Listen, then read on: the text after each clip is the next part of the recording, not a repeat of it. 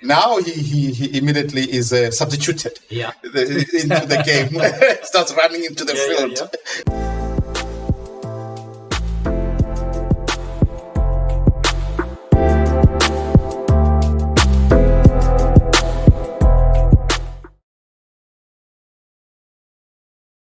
Yes, nonsense and analysis. Yes, Watu. Here we are again. Yes. What are we looking at today?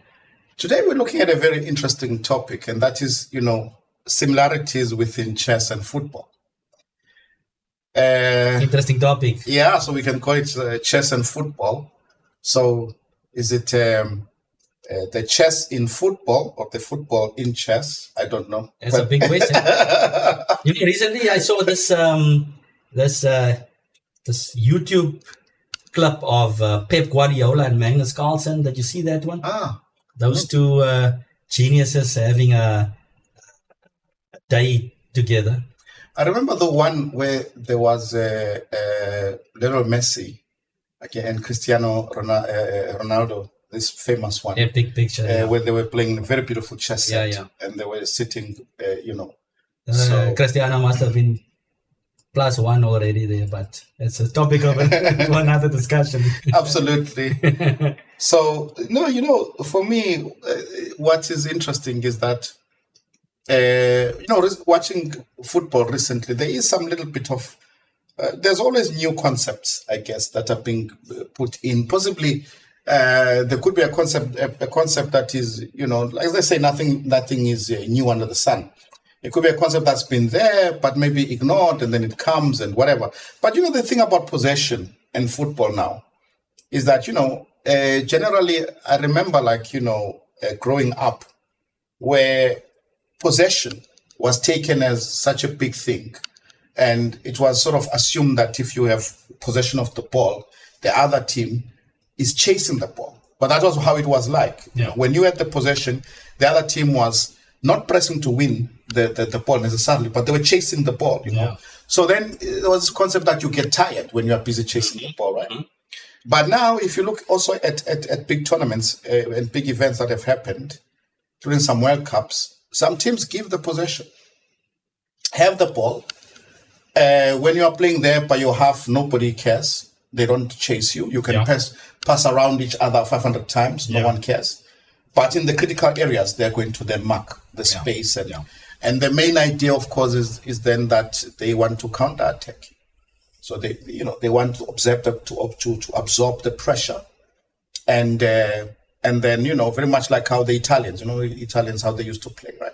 And then they want to counterattack. I mean, you see this on the chessboard as well.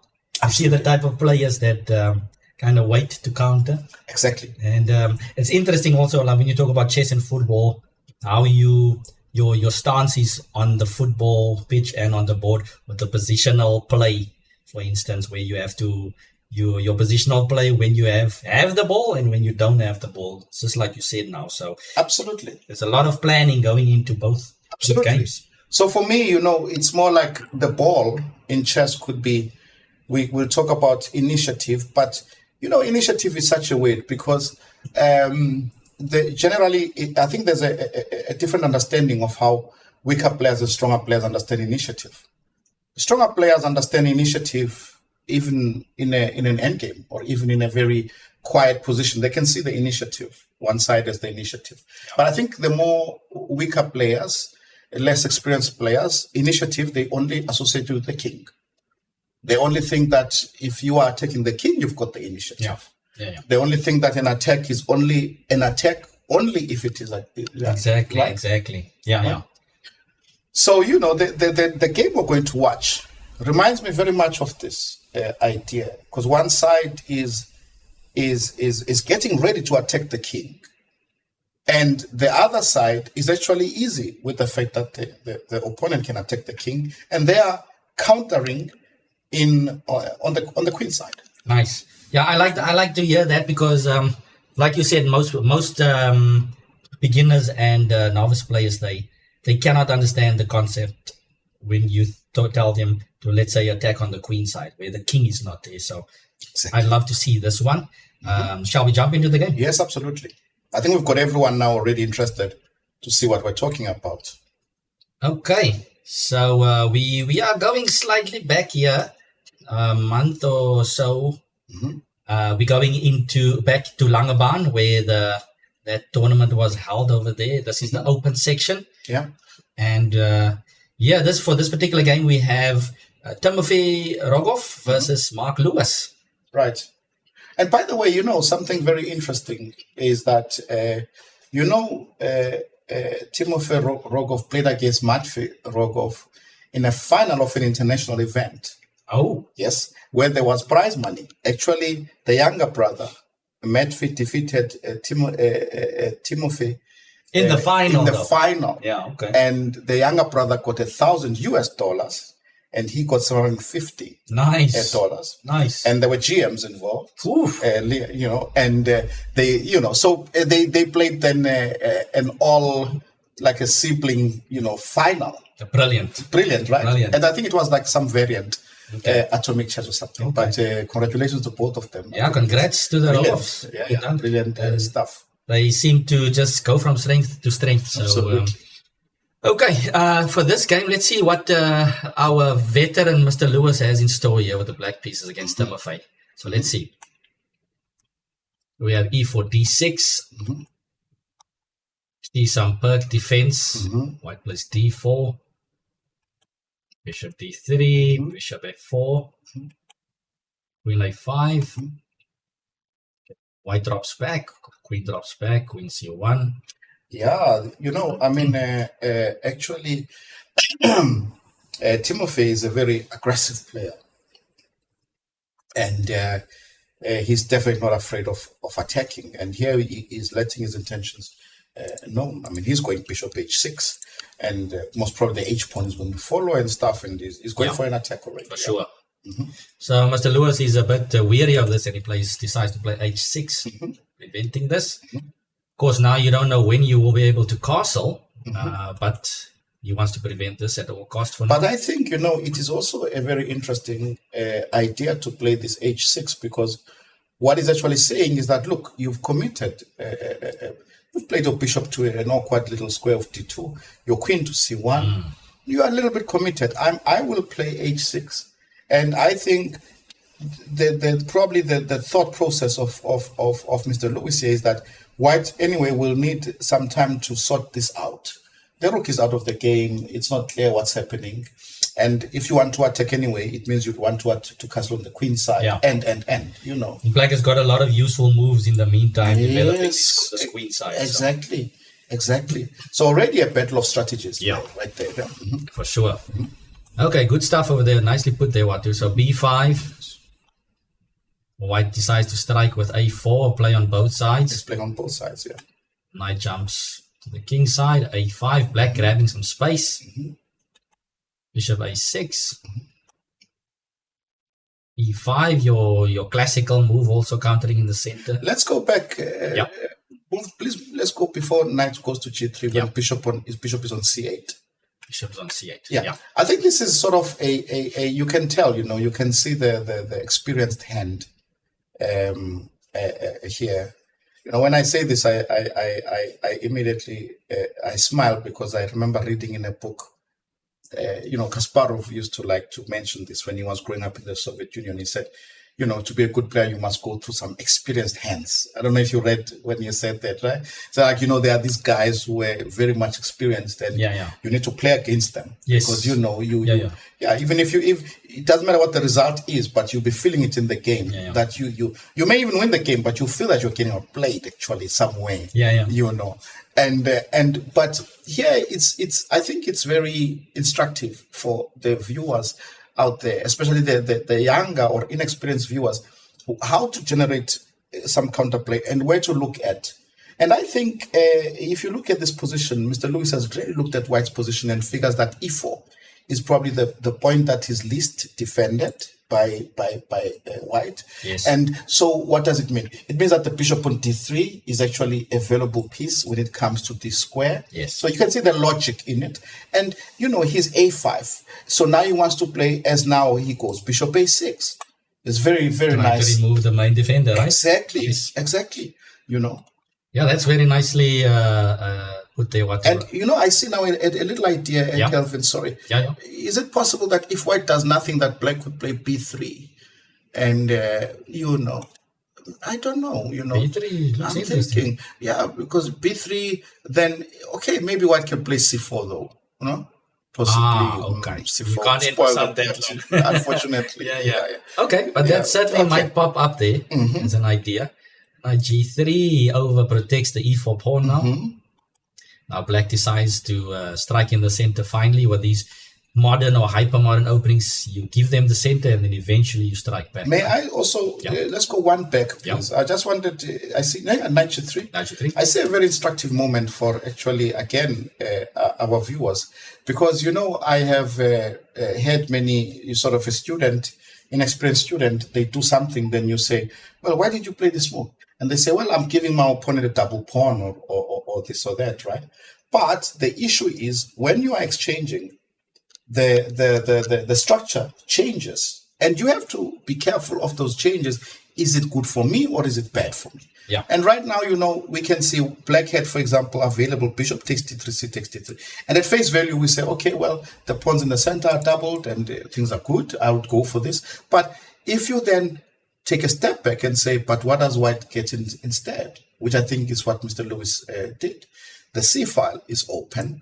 And now your pawn on c6 is weak because it's not protected by another pawn. And there's going to be some doubling up coming up on the c. And all of a sudden, you find yourself under pressure. And white has no issue with the e4 pawn, by the way. The issue that was there is now gone, So, very instructive moment, I think. Very nice there, Watu. So, Mark decides to not give white that. He continues with e5, rook to e1.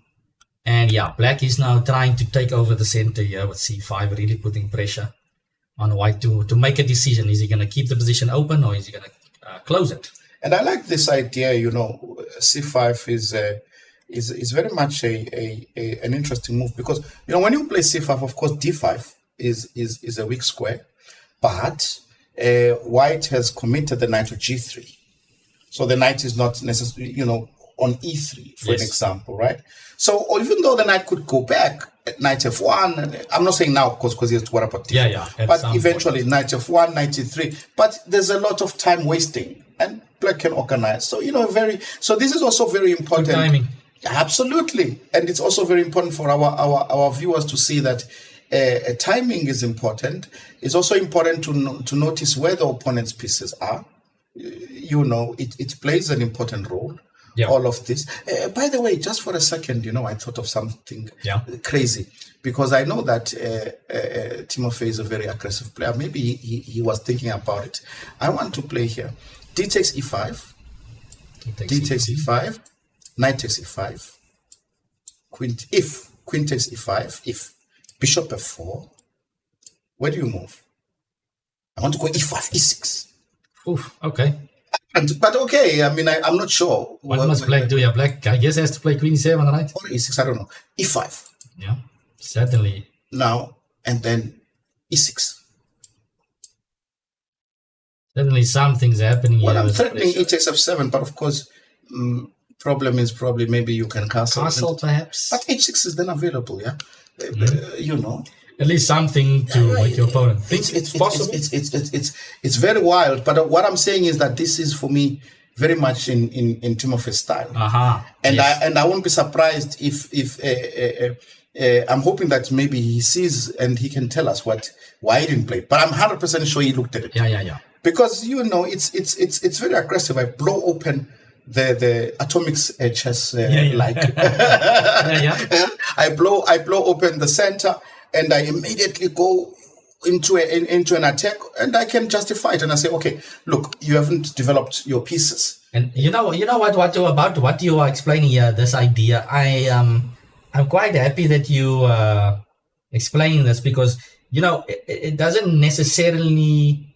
I don't know about this position what the eval would be, but doesn't necessarily mean that you have to go for these ideas every single time. But the creativity. The way you are thinking about finding these resources is nice because a lot of players just shut that completely down from their thinking process, and then they don't get exposed to these opportunities. So just having that thinking pattern, always looking for sacrifice, looking for ways to open up. I think you are on the right. I think I'm in good company when it comes to the attacking side. So you need to expose yourself to the ideas, and then you'll have more opportunities to find them, to execute them. Right? Yeah. So interesting. Nice. Yeah, I'm not so sure if it is working immediately, but the viewers can tell us. Yeah. And let us know in the comments. They can guys. let us know if this is possible or not, or what. I don't know. But interesting for sure. For sure. So after c5, White decided to capture. I guess he's staring at c4 as well, right? Yes, so he doesn't want to get cramped. So he decides to trade, and then d5. And then c4 happens. You see, let's place the pawn on c5 for the viewers. Yeah. This d5 is actually a signal that White is saying, look, I mean, I'm going to concentrate on the king side, right? And that normally is where the king is going to go. And because, okay, White can play, knight h2, f4, rook is on e1, and, all these things. And White is sort of challenging Black. And that is where I'm saying now, but now let's look at how Mr. Lewis responds to this. So he's playing without the ball, so to speak. That was, our introduction in the beginning. Yeah, the ball essentially is the king right now, right? Yeah. So, and the Black king. So White is, in terms of initiative, and Mr. Lewis says, okay, I'm going to get my knight to c5. And so what was played here? Bishop e3? Bishop e3, but let's say instead of bishop e3, what if I play ultra aggressive, knight h2? Okay, let's go knight h2. Yeah, or h4, because I'm thinking if I play, no, you can't play g5 because I play knight f5. So knight h2 or knight h4, by the way, because if I play knight h4, I have in some instances knight f5. Knight f5, yeah. As a sacrifice. Take knight takes, and then then you're there. Then I'm there with your king in the center. But I want to play f4 now, and I want to go f4 and then e5 next. Immediately e5. Going, if you take, I'm going e5. So, for example, if you play c3, I don't mind. I just take and play bishop. I don't think. Let's say knight c5 or something. Knight c5, f4.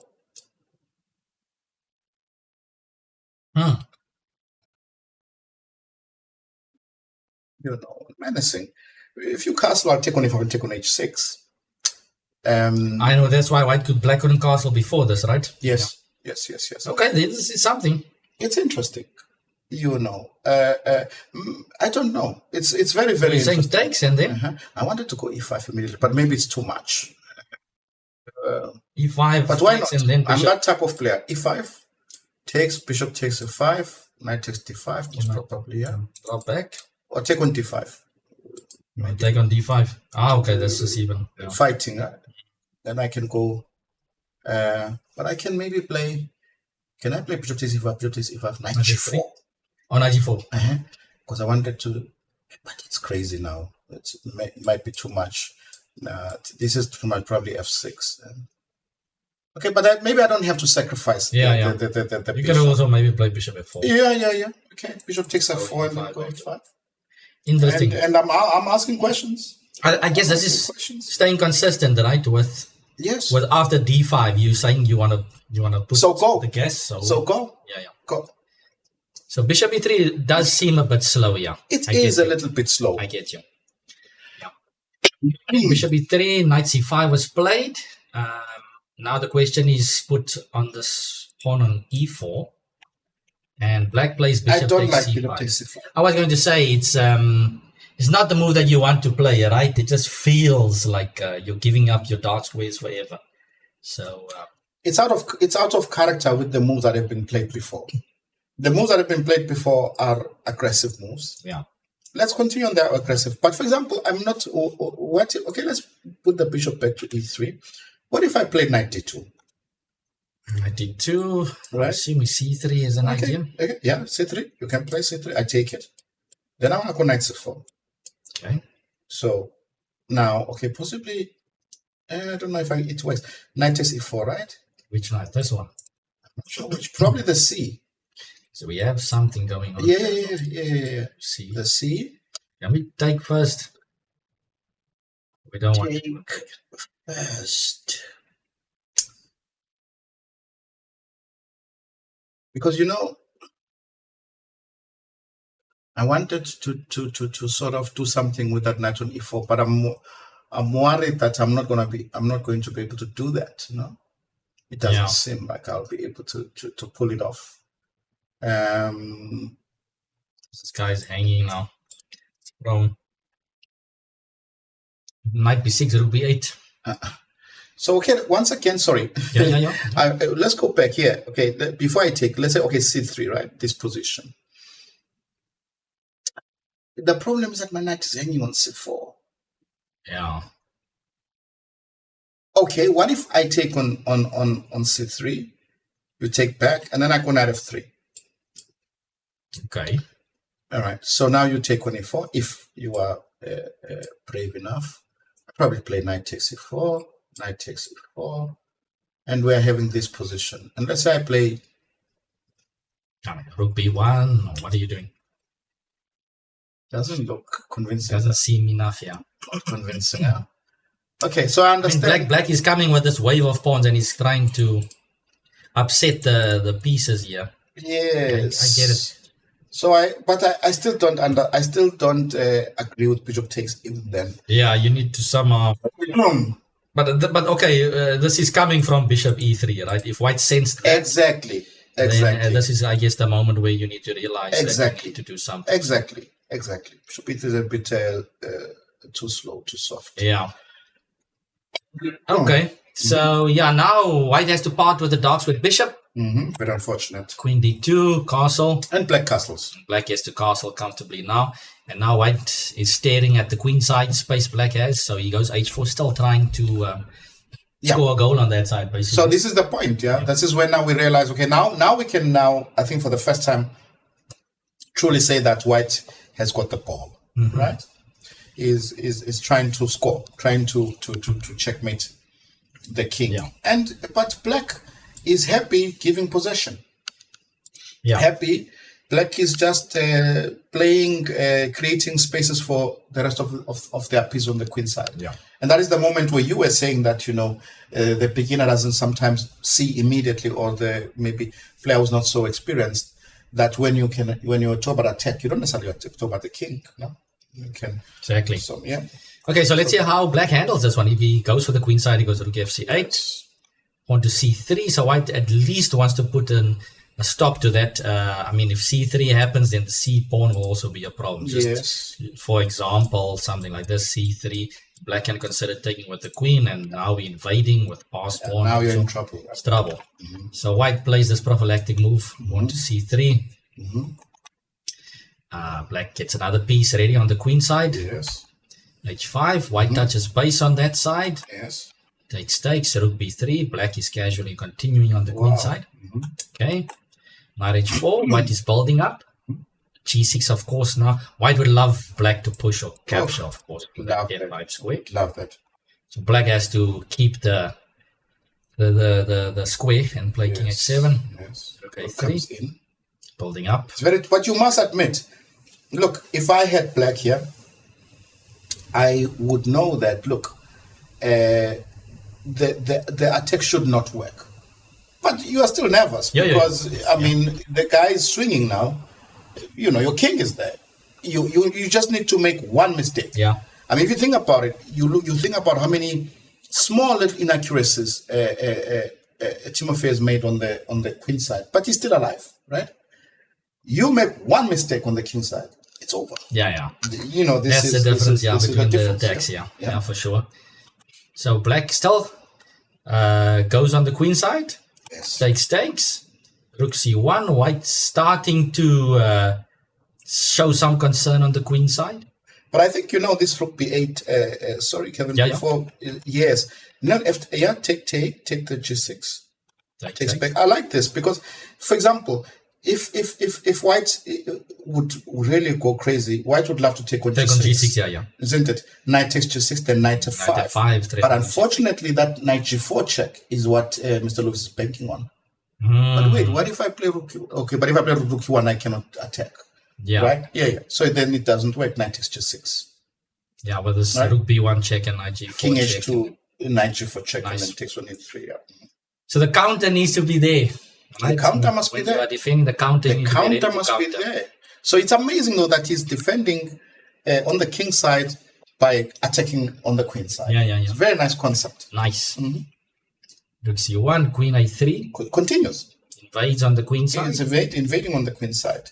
Now again, white shows that he needs to first stop what's happening. But wait a second. Let us say I want to actually try and, if I may, sort of go into Mr. Lewis's head and say what is he thinking about? Let's say I go knight takes g6, right? King takes g6, and knight f5. Because this must be something that he must calculate for sure. There is no, for sure. So why is his queen on a3? So I mean, this is what like the thought process that you can have when you're trying to defend. So it maybe takes on c1. Very nice. Yeah. And then he plays rook. Force the trade. Yeah. And okay, there's a check here though. Oh, there could be two checks. Wait a second. If I go to h5, knight takes g7 is check. And if I go to f7 on g7 or h7, check, right? Another check is coming.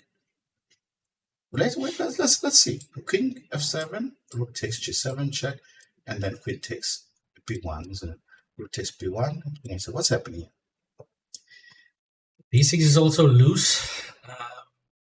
Then rook is still hanging at the moment, right? Yeah, but you cannot get to the knight.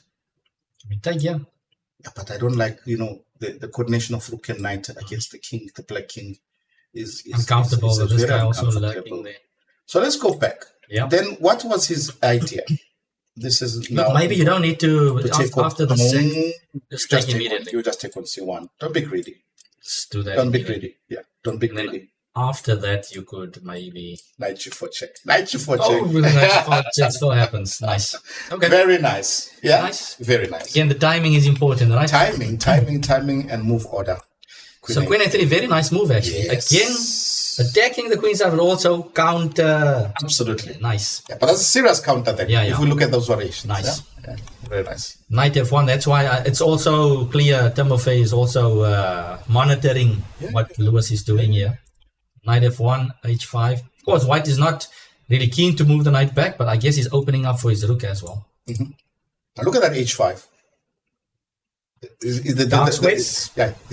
saying the bishop on g7 he's been bothering Mr. Lewis for long. He's been whispering to Mr. Lewis that he wants a piece of the action. Bishop g7 is keen for the buffet over here. Exactly. He's been saying, when am I getting involved? And he's being promised for a long time that when the time is right, Bishop takes c5 happened earlier. Yeah. He started. Now he immediately is substituted into the game. Starts running into the field. So h3. There we go. Bishop h6. Unfortunately for white, he needs to block and put himself in a pin. But now you cannot attack too much, anymore. Of course, logically, we put more pressure on the pinned piece. Absolutely. And now here queen takes c1, of course, is still on the cards, right? This is the problem. Part of me wanted to, but I'm not going to be given that. I wanted to play knight takes g4, with the